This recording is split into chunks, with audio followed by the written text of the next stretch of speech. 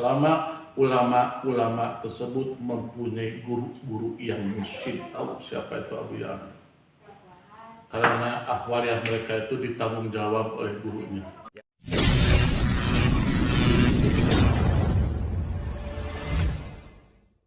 Assalamualaikum warahmatullahi wabarakatuh. Alhamdulillah dan syukran. Amma ba'd. Wassalatu wassalamu ala Rasulillah wa ala alihi washabihi wa mawala amma ba'd. Para pendengar dan pemirsa Fahad Channel yang mulia, ini mas sekedar obrolan pagi saja karena kebetulan beliau itu adalah paman saya sendiri. Menyikapi pada saat ini banyak fenomena-fenomena ulama dan kiai yang kehidupannya nyeleneh. Tapi padahal mereka itu ngaji ilmu ihsan, ngaji ilmu tasawuf, tapi kelakuannya kok gak keharti begitu. Kita jangan suudzon. Selama para ulama yang kita gurui mempunyai guru, gak usah takut.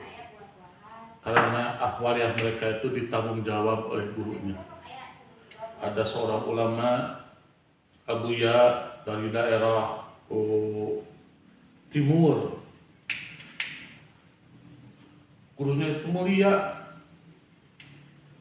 tapi beliau nyeleneh. Kok seorang ulama kiai main gitar apa gimana? Saya tidak sebutkan namanya karena mau saya memuliakan beliau. Saya tidak sebutkan namanya karena mau saya memuliakan beliau. Tapi selama beliau punya guru, kita jangan suudzon. Guru beliau itu adalah yang mulia Abu Ya'min. Siapa itu Abu Ya'min? Oh, jangan tanya, orang Banten sudah tahu siapa itu Abu Ya'min. Selama beliau itu ada gurunya, kita jangan suudzon. Walaupun secara syariat awal yang beliau itu sangat berbenturan dengan ilmu syar'i, tapi kita jangan suudzon. Kalau kita punya keyakinan ingin berguru, ya berguru saja. Jangan dengarkan apa kata orang lain. Selama keyakinan kita ingin mengikuti, biar ikut. Ada guru yang Bapak Haji Ihsan itu, kok aturannya nggak kehartiku syariat lahir. Ada salaman dengan wanita, ada yang gimana-gimana lah. Itu jangan didahulukan suudzon. Intinya kita sebagai orang awam yang tidak tahu ilmunya apa-apa, yang batinnya kita itu masih rendah, amat sangat rendah.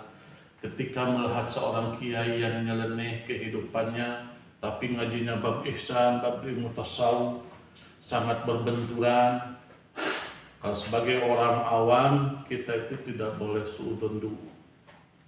Sama kita punya keyakinan beliau itu, para ulama, para kiai, para abu ya punya gurunya, yang gurunya itu bukan orang sembarangan, kita ikuti saja. Jadikan mereka murabi kita. Jangan ragu kita berguru kepada mereka. Tapi kalau ada keraguan, saya tidak akan ikut ke dia, udah. Tapi hati kita jangan suudzon, itu aja. Karena kita pernah ngaji di seorang kiai yang katakanlah kiai ini itu afik. Secara bab syariat lahiriahnya jangan begini, cari kiai yang enggak, jangan seperti itu.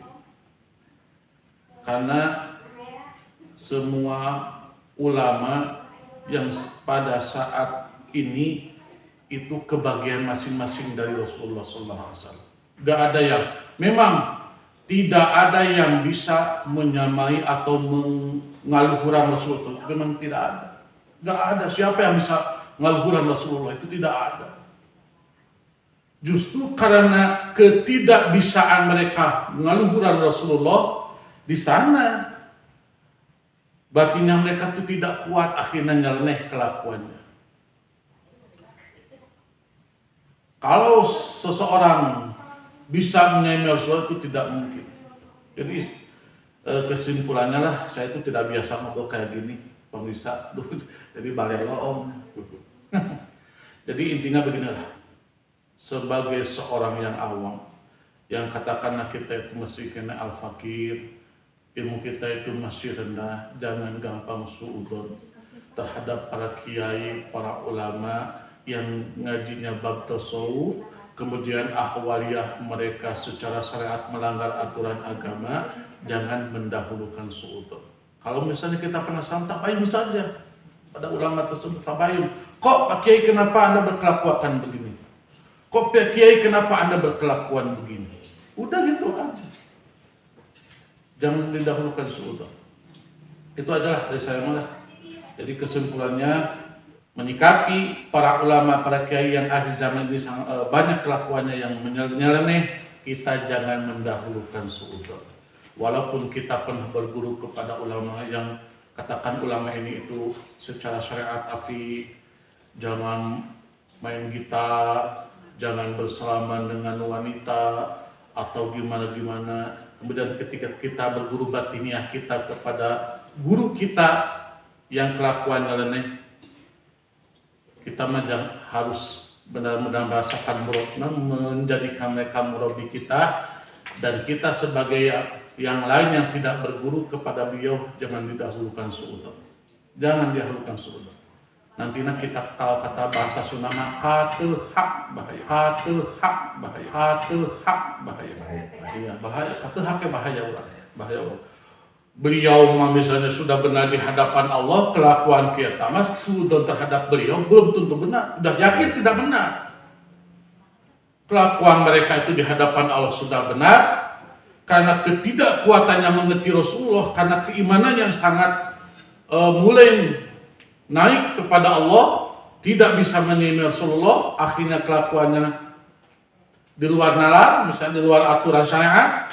Kita suudzon terhadap ulama tersebut, kita yang salah, ulama tersebut yang benar. Kalau batinnya kita ingin mengikuti beliau, ya ikuti. Kalau tidak, jangan suudzon.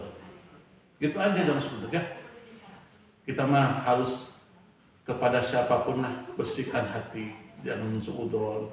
Harus kepada ulama siapapun lah kita mengawali suudzon saja. Selama ulama-ulama tersebut mempunyai guru-guru yang mursyid. Seorang mukmin itu saling asah, saling asih, saling asuh. Bahasa saling asah, saling asih, saling asih itu bukan dibaca dengan lahiriah saja, tapi harus dibaca juga dengan batinnya. Seorang mukmin itu tidak gampang suudzon terhadap mukmin yang lain. Apalagi kalau kita suudzon terhadap ulama yang kategorinya saja sudah ulama, udah kita jangan suudzon. Kalau mendahulukan suudzon, justru itulah petanda hati kita itu masih kotor. Kita masih kotor. Bahaya. Ya intinya dari saya itu ya seperti itulah. Perbaiki hati kita. Jangan suudzon terhadap orang lain. Jangan pernah merasa diri paling benar. Karena keilmuan kita itu masih rendah. Keilmuan itu masih rendah. Tidak ada yang bisa mengaluhuran Rasulullah, itu memang benar ada. Tidak ada seorang pun yang bisa mengaluhuran Rasul. Karena pada saat Rasul meninggal saja, itu ke bawahnya sudah 4. Keimanan Rasulullah, ketauhidan Rasulullah batinnya itu turunnya ke Sayyidina Abu Bakar As-Siddiq. Sehingga Rasulullah pernah berfatwa, kalau seandainya iman umat kami dikumpulkan semua dan ditimbang dengan keimanan Abu Bakar, itu tidak bisa sampai terhadap keimanan Sayyidina Abu Bakar. Itu sudah satu pertanyaan. Kedua, ketegasan dan keberanian Rasulullah turun kepada Sayyidina Umar Al-Faruq. Sehingga beliau berkata, Sayyidina Muhammad SAW berkata, karena ketegasan Sayyidina Umar bin Khattab, Allah telah menjadikan kebenaran pada lisan dan hatinya Sayyidina Umar bin Khattab. Dalam kepemerintahan Nabi, mengatur kepemerintahan Nabi turun terhadap Utsman bin Affan radhiyallahu anhu. Dalam keilmuan, Nabi turun kepada menantunya Sayyidina Ali bin Abi Thalib radhiyallahu taala. Sehingga Rasul berkata, "Ana Madinatul ilmi wa Aliyu babuha." Itu ketika Rasul tidak ada, itu apa yang ada dalam diri Rasul itu sudah terpecah menjadi 4. Apalagi sekarang yang sudah turun-temurun. Zaman Nabi 4 ya? Ketika tidak ada Nabi, langsung 4. Tidak ada satu makhluk pun di dunia ini yang bisa menyaingi Rasulullah. Itu memang benar. Secara lahiriahnya tidak bisa sampai dan secara batiniahnya pun tidak sampai. Makanya ketika ada fenomena-fenomena ulama di akhir zaman ini yang sifatnya nyeleneh secara lahiriah, kita jangan melusudon karena justru ketidakmampuan mereka mengimbangi Rasulullah sehingga ahwaliyah mereka itu di luar nalar kita, di luar aturan syariat. Yang penting kita sebagai orang awam jangan pernah suudzon terhadap mereka. Kita ingin mengikuti, batinah ingin kita ingin mengikuti, ya ikuti. Ah, saya mah tidak cocok, ya sudah, jangan didahulukan suudzon. Kita mau orang awam udah gitu aja ya. Kita mau orang bodoh ya. Para pemirsa dan pendengar Pahat Channel, dari saya tolong jangan suudzon. Kalau Anda ingin mengikuti, ikuti. Kalau tidak, Anda tidak ingin mengikuti, jangan suudzon. Itu aja dari saya.